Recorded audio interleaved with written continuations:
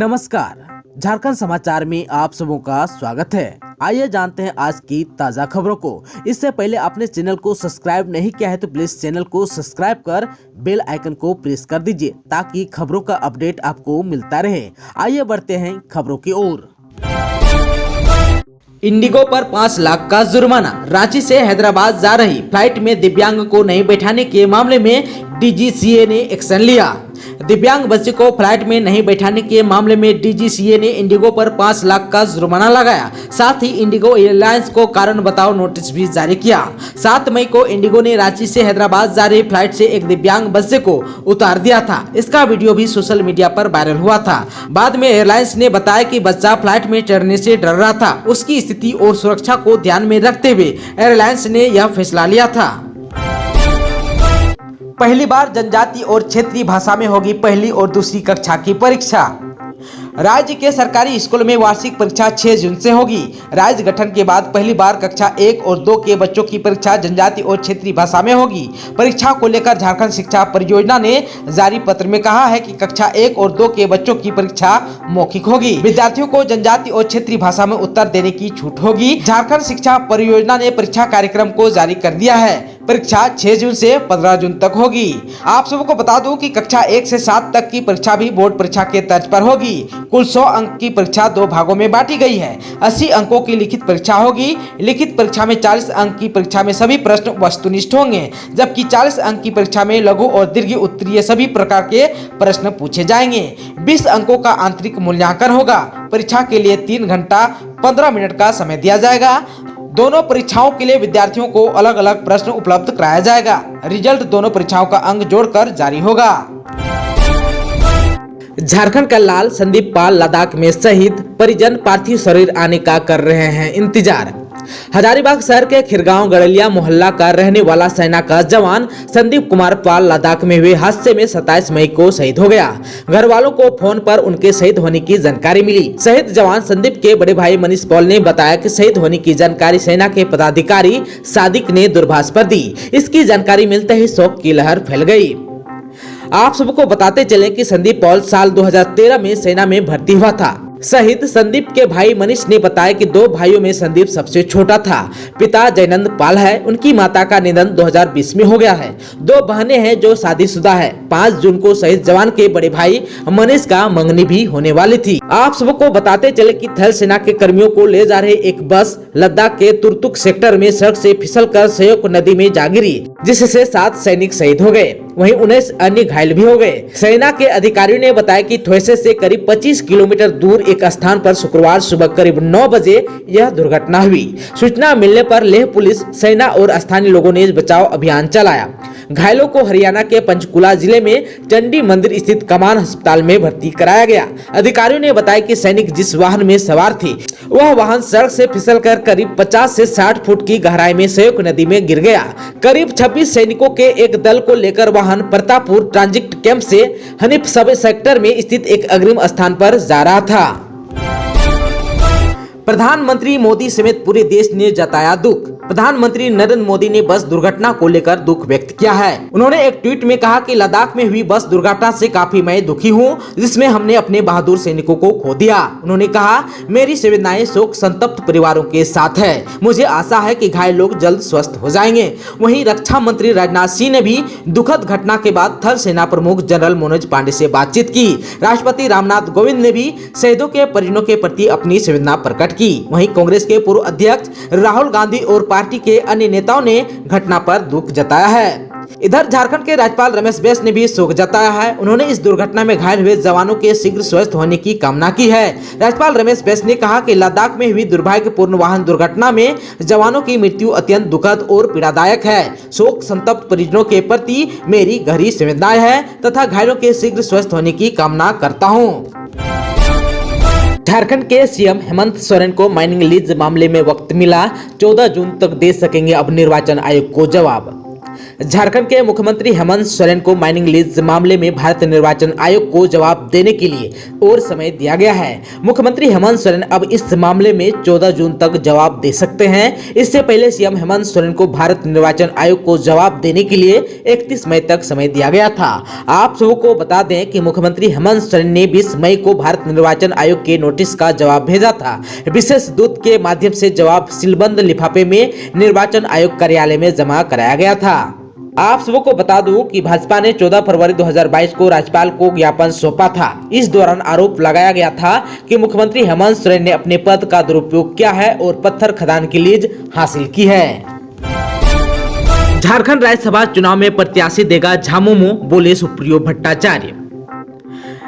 झारखंड राज्यसभा चुनाव को लेकर झामुमो विधायक दल की बैठक हुई। इसके बाद झामुमो नेता सुप्रियो भट्टाचार्य ने जानकारी दी कि झामुमो राज्यसभा चुनाव में हर हाल में प्रत्याशी देगा। सीएम हेमंत सोरेन सोनिया गांधी से मुलाकात के बाद प्रत्याशी की घोषणा की जाएगी। झारखंड के लातेहार में मालगाड़ी का इंजन बेपटरी, कोई हताहत नहीं, रेल परिचालन भी प्रभावित नहीं। झारखंड के लातेहार जिले के बरवाडी रेलवे स्टेशन के पास 16 फाटक के पास शनिवार को सेटिंग के दौरान मालगाड़ी का इंजन पटरी से नीचे उतर गया। हालांकि इसमें कोई हताहत नहीं हुआ और न ही रेलवे का परिचालन प्रभावित हुआ। इधर इस घटना की जानकारी मिलने के बाद रेलवे के वरीय अधिकारी तत्कालिक घटना स्थल पर पहुंचे और पूरे मामले की जानकारी ली। इसके बाद तत्काल राहत कार्य आरम्भ करते हुए रेल इंजन को पटरी पर लाने का काम तेजी से शुरू किया गया। झारखंड में 2 जून तक वज्रपात के साथ बारिश के हैं आसार। झारखंड में कब आएगा मानसून, आइए इसे जान लेते हैं। झारखंड में 10 जून के आसपास मानसून आ सकता है। जून माह के पहले सप्ताह से ही प्री मानसून गतिविधि शुरू हो जाएगी। राज्य में 2 जून तक हल्के से मध्यम दर्जे की बारिश की संभावना है। आज यानी 29 मई को राज्य के पूर्वी और मध्य भागों में कहीं कहीं मेघ गर्जन हो सकता है और वज्रपात के साथ बारिश भी हो सकती है। इस दौरान हवा की गति 30 से 40 किलोमीटर प्रति घंटे हो सकती है। बारिश से लोगों को गर्मी से राहत मिलेगी। फिलहाल राज्य के करीब सभी जिलों का अधिकतम तापमान 40 डिग्री सेल्सियस से नीचे हो गया है। आप सबको बता दूं कि केरल में दक्षिण पश्चिमी मानसून 2 से 3 दिन में आ जाएगा। वहां के आकाश में मानसून पूर्व का बादल बन गया है। केरल में मानसून आने के बाद सामान्य स्थिति में 10 से 12 दिनों में झारखंड में भी मानसून की बारिश होती है। पूर्व अनुमान है कि 10 जून के आसपास झारखंड में मानसून आ सकता है। इससे पूर्व झारखंड में प्री मानसून गतिविधि शुरू हो जाएगी। जून माह के पहले सप्ताह से ही प्री मानसून गतिविधि शुरू हो जाएगी। राज्य चुनाव आयोग ने लिया फैसला, 3 जिलों के 6 केंद्रों पर होगा पुनः मतदान। पंचायत चुनाव में लगे पर्यवेक्षकों की रिपोर्ट पर कार्रवाई। झारखंड के पंचायत चुनाव का चौथा चरण संपन्न होने के बाद राज्य निर्वाचन आयोग ने 3 जिलों के 6 मतदान केंद्रों पर पुनः मतदान कराने का निर्णय लिया है। इनमें पलामू तथा जामताड़ा के 1 तथा पश्चिमी सिंहभूम के 4 मतदान केंद्र शामिल हैं। इनमें से 1 मतदान केंद्र पर 2 तथा अन्य सभी मतदान केंद्रों पर 1 पद के लिए पूर्ण मतदान होगा। आयोग ने पर्यवेक्षकों की रिपोर्ट पर पुनः मतदान कराने का निर्णय लिया है। इन मतदान केंद्रों पर रविवार को सुबह 7 बजे से शाम 3 बजे तक पुनः मतदान होगा। झारखंड पंचायत चुनाव में बैलेट बॉक्स छीनकर पानी डालने वाले 2 मुखिया प्रत्याशी समेत 5 को जेल, यहां फिर होगी वोटिंग। पश्चिमी सिंहभूम जिले के मझगांव प्रखंड में झारखंड पंचायत चुनाव के चौथे और अंतिम चरण की मतदान प्रक्रिया के दौरान सेक्टर 15 के पूर्ति साई उत्क्रमित प्राथमिक विद्यालय के बूथ नंबर 100 और 117 पर मतपेटी में पानी डालने के मामले में पुलिस ने कार्रवाई की है। 2 मुखिया प्रत्याशी समेत 5 लोगों को जेल भेज दिया गया। इनमें घोड़ाबांध पंचायत के मुखिया प्रत्याशी बुद्धराम हेम्ब्रम, उनके चुनाव अभिकर्ता तुराम पिंगवा और समर्थक जनेंद्र हेम्ब्रम शामिल हैं। मतदान कर्मी और प्रतिनियुक्त सुरक्षा कर्मियों के साथ धक्का मुक्की करने एवं बूथ से मतपेटी को बाहर ले जाकर पानी डालने के मामले में पुलिस अधीक्षक आशुतोष शेखर के निर्देश पर त्वरित कार्रवाई की। पूर्ति साई उत्क्रमित प्राथमिक विद्यालय से 4 बूथों पर आज 29 मई को फिर से मतदान होगा। झारखंड में अवैध खनन के खिलाफ बड़ा एक्शन, दुमका में क्रशर प्लांट्स पर चला बुलडोजर, ऑफिस सील, कई वाहन जब्त। झारखंड के दुमका जिले के शिकारीपाड़ा के पत्थर औद्योगिक क्षेत्र में अवैध पत्थर उत्खनन एवं इस कारोबार से जुड़े क्रशर प्लांट पर बड़ी कार्रवाई हुई है। आधा दर्जन से अधिक टीमें अलग अलग इलाके में कार्रवाई कर रही है और इस कार्रवाई की मॉनिटरिंग खुद जिले के डीसी रविशंकर शुक्ला कर रहे हैं। इस क्रम में अवैध तरीके से संचालित क्रशर प्लांट पर बुलडोजर चला है। खदान के कार्यालयों को सील किया गया है और कई वाहनों को भी जब्त किया गया है। पीएम मोदी ने नैनो यूरिया प्लांट का किया उद्घाटन, बोले मॉडल कोऑपरेटिव गांव की दिशा में आगे बढ़ रहा है देश। गुजरात पहुंचे प्रधानमंत्री नरेंद्र मोदी ने शनिवार को गांधीनगर में सहकार से समृद्धि पर विभिन्न सहकारी संस्थाओं के नेताओं के एक सेमिनार को संबोधित करने और इफ्को क्लोल में निर्मित नैनो यूरिया संयंत्र के उद्घाटन कार्यक्रम में हिस्सा लिया। पीएम मोदी ने आत्मनिर्भर कृषि के लिए देश के पहले नैनो यूरिया प्लांट का उद्घाटन करते हुए कहा, मैं विशेष आनंद की अनुभूति कर रहा हूं। अब यूरिया की एक बोरी की जितनी ताकत है वो एक बोतल में समाहित है। प्रधानमंत्री नरेंद्र मोदी ने कहा कि नैनो यूरिया की करीब आधा लीटर बोतल किसान की एक बोरी यूरिया की जरूरत को पूरा करेगी। पीएम मोदी ने कहा कि सहकार गांव के स्वावलंबन का बहुत बड़ा माध्यम है और इसमें आत्मनिर्भर भारत की ऊर्जा है। आत्मनिर्भर भारत के निर्माण के लिए गांव का आत्मनिर्भर होना बहुत ही आवश्यक है। इसलिए पूज्य बापू और सरदार साहब ने जो रास्ता हमें दिखाया उसके अनुसार हम मॉडल कोऑपरेटिव गांव की दिशा में आगे बढ़ रहे हैं। झारखंड के विश्वविद्यालय में नई शिक्षा नीति जल्द चल रही है तैयारी।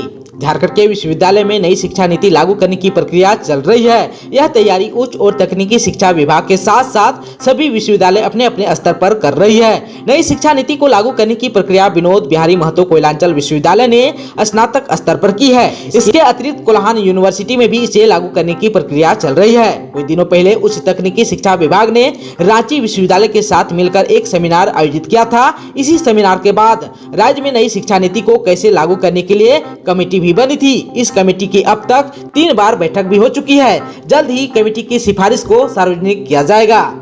आप सबको बता दूं कि बीआईटी मेसरा के कुलपति डॉक्टर इंद्रनाल मन्ना को संयोजक बनाया गया है। इसके अतिरिक्त रांची विश्वविद्यालय के प्रभारी कुलपति डॉक्टर कामनी कुमार को सह संयोजक बनाया गया है। दोस्तों, अभी तक आपने चैनल को सब्सक्राइब नहीं किया है तो प्लीज चैनल को सब्सक्राइब कर बेल आइकन को प्रेस कर दीजिए ताकि खबरों का अपडेट आपको मिलता रहे। इसके साथ ही आज की खबरों में बस इतना ही। हमें दीजिए इजाजत। नमस्कार।